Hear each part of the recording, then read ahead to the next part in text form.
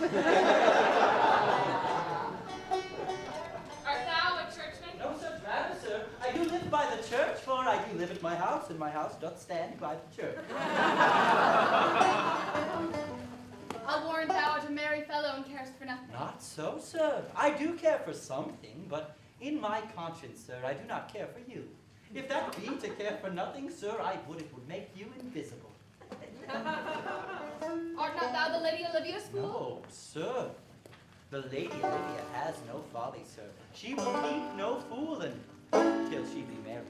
And fools are like husbands, as sardines are to herrings. The husbands are bigger. I am indeed not her fool, sir, but her corrupter of words. I saw thee late with the Duke Orsino's. Foolery, sir, does walk around the orb like the sun. It shines everywhere. I would be sorry, sir, but the fool should be as oft with your master as with my mistress. I think I saw your wisdom there. Nay, and thou pass upon me, I'll no more with thee. Hold, there's expenses for thee. Now, Jove in his next commodity of hair, send thee a beard. By my troth, I'll tell thee I am almost sick for one, but I would not have it grow on my chin. Is thy lady thin? Would not the pair of these have bread, sir? Yes, being kept together and put to use. I would play the royal falconer, sir, to bring more feathers to this eagle. I understand you, sir. 'Tis well begged. The matter, I hope, is not great, begging but a beggar. My lady is within, sir. I will construe to them who you are and whence you come. What you would is out of my realm. I might say element, but the word is overworn. Gentlemen, save you. And you, sir. Dios te guarde, señor. Y también tu siervo.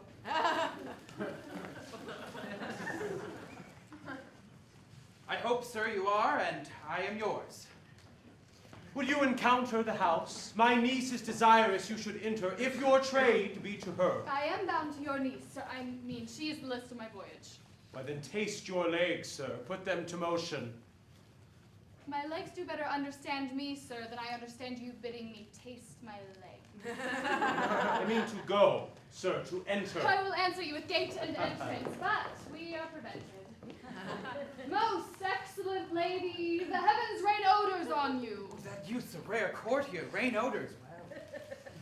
My matter hath no voice, sweet lady, but to your own most pregnant vouchsafed ear. Odors, pregnant, and vouchsafed, I'll get them all three ready. Let the garden door be shut, and leave me to my hearing.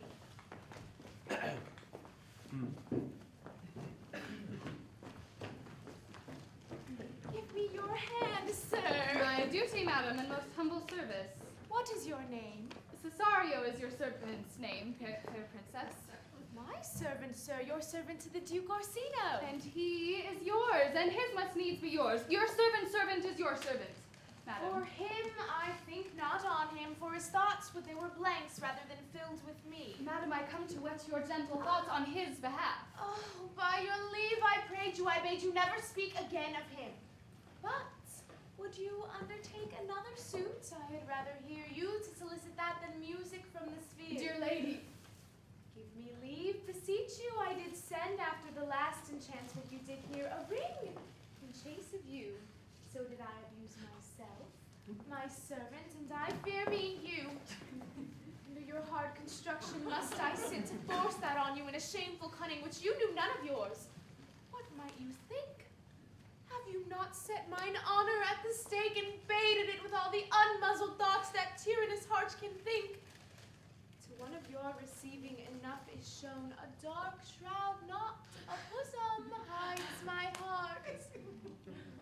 So, let me hear you speak. I pity you. That's a degree to No, love. not a bit, for 'tis a vulgar proof that we very oft pity enemies. Why then, methinks 'tis time to smile again. Be not afraid, good youth, I will not have you. But when wit and youth is come to harvest, your wife is like to reap a proper man. There lies your way, due west. Then westward ho, grace and good disposition attend your ladyship. You'll nothing, madam, to my lord by me. Stay, I prithee, tell me what thou thinkst of me. That you do think you are not what you are. If I think so, I think the same of you. Then think you right, I am not what I am. I would you were as I would have you be. Would it be better, madam, than I am? I think it might, for now I am your fool. Oh!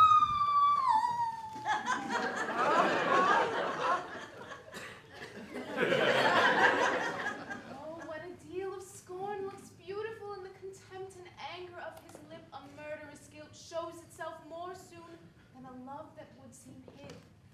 Love's night is noon. Cesario, by the roses of spring, by maidhood, honor, truth, and everything, I love thee, so that maugre all thy pride, nor wit nor reason can my passion hide. Do not extort thy reasons from this clause, for that I will thou therefore hast no cause. But rather reason thus, with reason fetter. Love sought is good, but given unsought is better. By innocence, I swear, and by my youth, I have one heart, one bosom, and one truth, and that no woman has, nor never none shall mistress of it be, save I alone. And so, adios, good madam. Never more to see you will I my master's tears deplore. Yet come again! Thou perhaps mayst move that heart which now abhors to like his love.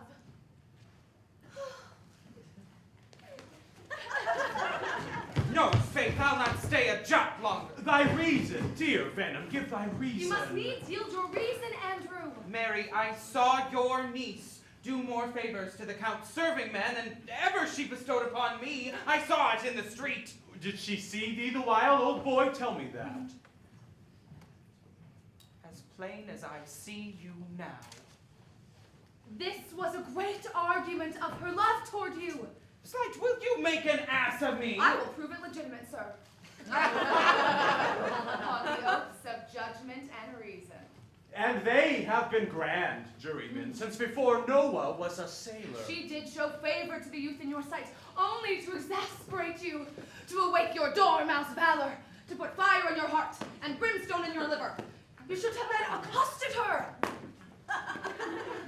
And with some excellent new jests, fire new from the mint, you should have banged the youth into dumbness.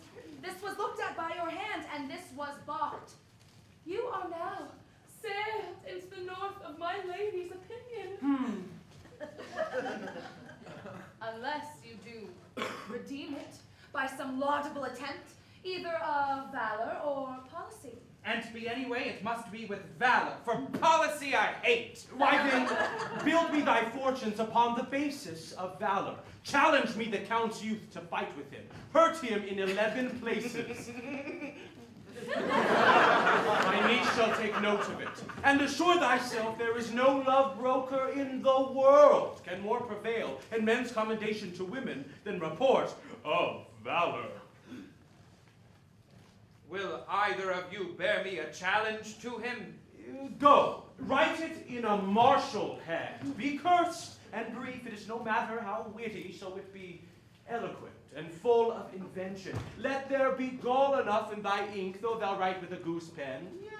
No matter. Go about it. Where shall I find you? We'll call on thee in the house. Go.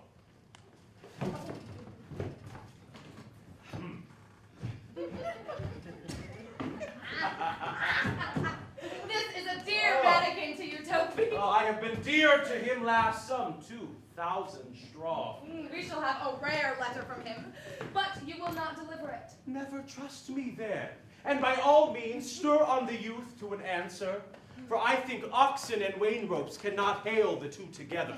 For Andrew, if thou finds him open, and thou find so much blood in his liver as would clog the foot of a flea, I'll eat the rest of the anatomy.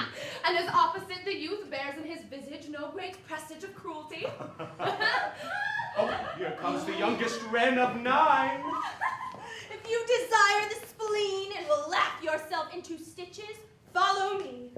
Yon gull Malvolio is turned heathen, a very renegado, for there is no Christian that means to be saved by believing rightly can ever believe such impossible passages of grossness. He's in yellow stockings. And cross-gartered. Oh, most villainously. He does obey every point of the letter that I dropped to betray him. He does smile his face into more